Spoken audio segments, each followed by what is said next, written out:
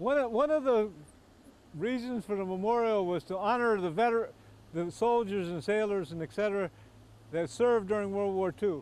On the wall here is the names of all those who died during World War II, and it's important that we remember those who made the ultimate sacrifice.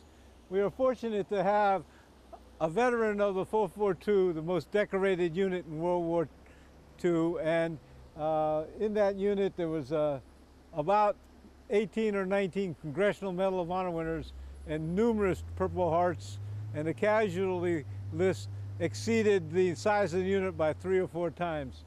And it's a pleasure to have a veteran with us today. It's a pleasure to meet you again today. I have 2 guests with me, Dr. James Zogby from the Arab American Institute, and Dr. Russell, a dentist from Phoenix, Arizona. We're right in the middle of the memorial, which is set up like a concentration camp or a relocation camp with the walls that encircle us. And the only opening to see freedom is over here, in which you see the flow of life and the rocks representing the Japanese American population living on the States. And on the wall is a government apology, and it says, "Here we admit a wrong. Here we affirm our commitment as a nation to equal justice under the law," and it was signed by Ronald Reagan. I would like to hear Dr. Zogby's reaction to the fact that our country has apologized to part of its citizenry.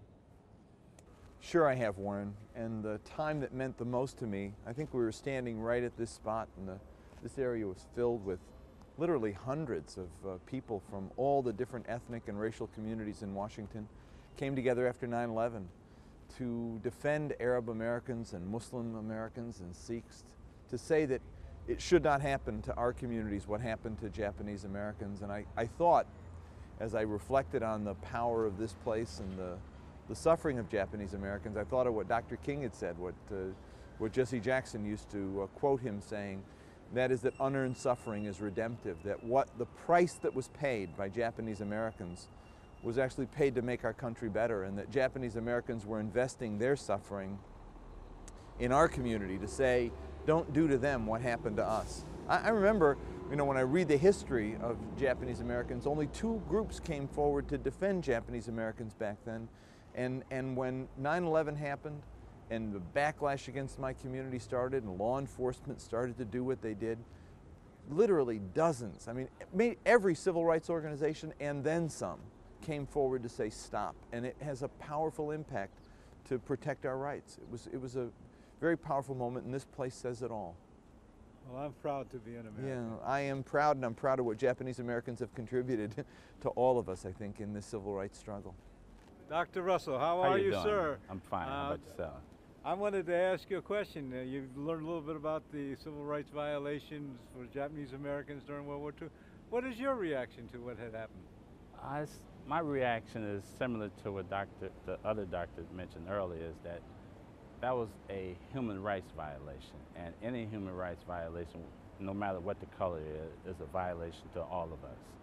And the violation that took place for the Japanese American was a similar violation that took place to African American when we were brought here on slave ships more than 400 years ago. And when I stepped in this memorial today and seen all the different Native Americans' names, and I'm from Arizona, that's what got me here today. When I seen Gila River, I said, I left Arizona to come back to Arizona. So I stepped into this, and I can sense the ancestors. Even though your ancestors are different than mine, they're still ancestors, they're human ancestors. And just that power that this place had on me, I stayed around, and I got to talking to this older gentleman that was interned in Paulston and Gila River. And it was like talking to my father. My father was 97 years old, and he always used to tell me, appreciate people's difference. Don't judge them based on what you see. And the gentleman treated me like a human. Most people, when they see my hair, they think I'm all sorts of other things that's negative, but he treated me like a person. So the violation that took place with your people is the same violation that took place with my people. And any violation is a violation against us all. So I feel very strongly, like yourself, that, you know, what took place was wrong. It was inhumane. But by the same token, it helped America to become the America that we see now. Because if you look around, it's everybody, all of us count, you know, so it was a total violation. Here we stand with a very significant quote from then Congressman Inouye, now Senator Inouye. I would like to hear Dr. Russell, Dr. Zogby, what is your reaction to this quote? Dr. Zogby, do you have a... Well, you know, it's interesting because it shouldn't happen, that's why this is here, but it will happen.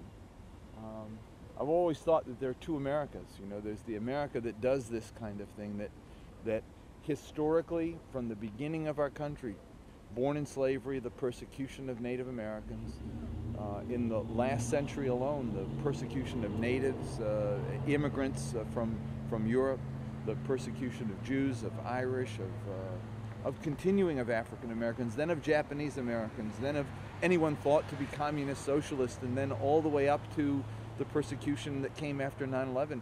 And yet with all of that, memorials like this exist. People who've been through suffering and who, because of their suffering, come forward as great civil rights leaders to change and make our country better. There's a dark side and there's the bright side to America. I think the bright side always wins, but there is that dark side. We can never forget it. We must always be reminded that we can do this. And therefore, because we can do it, we have to be careful and warn future generations. We made the mistake once, we could do it again. Don't. How do you feel about this, Dr. Russell? I totally agree with what the doctor just said, and as my father, who was 97 when he passed, he couldn't read or write, but he used to always tell me that common sense is not so common. And he also used to tell me to appreciate each other's difference because we're really the same. And as the quote says, we must learn from past lessons and stop treating each other as groups. We're all humans. We're all here for a purpose. We can all learn from one another if we just appreciate each other's difference and stop seeing the difference, because the difference don't make a difference unless it makes a difference. And the difference is what we see versus the commonality that's in all of us. You know, you guys didn't know me from Adam today, but you guys treated me like a fellow human being. You know, first you see this, but once you get past what you see, there's a person in here that hurts just like you do, that bleeds just like you do. So we're no different. But patriotism just doesn't end with shedding your blood and fighting for your country. Patriotism is also those citizens who put a star on their window and inside barbed wires, supporting a country who decided they were not worthy of being trusted.